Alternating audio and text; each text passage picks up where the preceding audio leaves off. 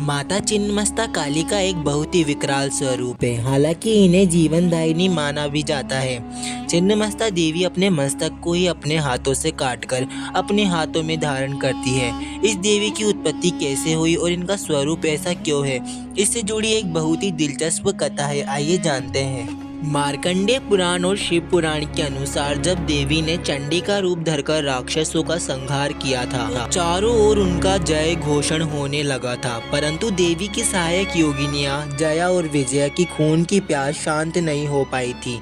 इस पर उनकी रक्त पिपासा को शांत करने के लिए माँ ने अपना मस्तक काटकर अपने रक्त से उनकी रक्त प्यास बुझाई थी। इस कारण माता को छिन्नमस्ता के नाम से पुकारा जाने लगा।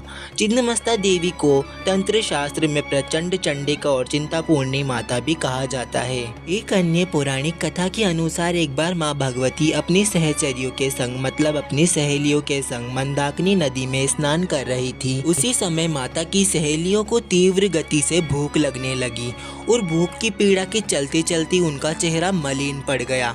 उन्होंने माता से भोजन की व्यवस्था करने को कहा, लेकिन माता ने स्नान करने तक इंतजार करने को कहा। लेकिन भूख से व्याकुल उन दोनों सहेलियों ने उनसे तत्काल भोजन प्रबंध की याचना की तो माँ भगवती ने तत्काल खड़ग से अपना सिर काट लिया। माँ भगवती का कटा सिर उनके बाएं हाथ में आ गिरा। इससे रक्त की 3 धाराएं निकली। 2 धाराओं से सहचरियों रक्त पीने लगी, मतलब उनकी सहेलियां उनका रक्त पीने लगी जो 2 धारा निकल रही थी। तीसरी रक्त धारा से माँ स्वयं रक्तपान करने लगी। इसी प्रकार माँ छिन्नमस्ता का प्रादुर्भाव हुआ। माता छिन्नमस्ता की पूजा करना क्यों माना जाता है, आखिर खतरनाक, आइए ये भी जान लेते हैं।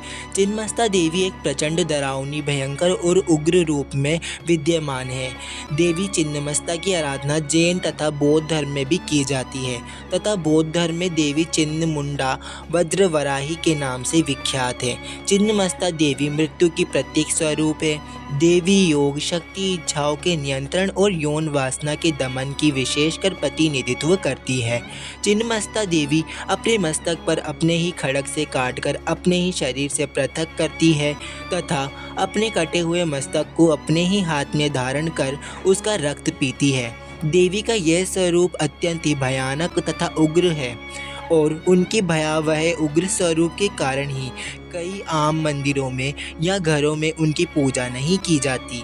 इनकी कुछ मंदिरों में ही पूजा आराधना की जाती है। देवी छिन्नमस्ता का संबंध तंत्र क्रियाओं से अधिक है, इसलिए वह तंत्रिकाओं और योगियों द्वारा ही अधिकतर पूजी जाती है। देवी की पूजा साधना में विधि विशेष ध्यान रखा जाता है और उनकी पूजा सामान्य लोगों को नहीं करनी चाहिए। देवी का स्वरूप अत्यंत ही गोपनीय है, जिसे केवल सिद्ध साधक ही जान सकते हैं। हिंदी पंचांग के अनुसार वैशाख के महीने में छिन्नमस्ता जयंती बनाई जाती है।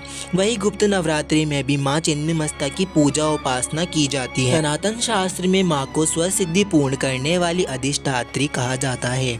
माँ की श्राद्ध पूर्वक पूजा करने से साधक की सभी मनोकामनाएं पूर्ण होती है। गुप्त नवरात्रि में विद्या की 10 महाविद्याओं की पूजा की जाती है, यानी उपासना की जाती है। ये 10 महाविद्या माँ तारा, त्रिपुरा सुंदरी, माँ भुवनेश्वरी, माँ छिन्नमस्ता, माँ काली, माँ त्रिपुरा भैरवी, माँ धूमावती, माँ मंगलामुखी, माता मातंगी, माँ कमला, इनमें छठी देवी छिन्नमस्ता है।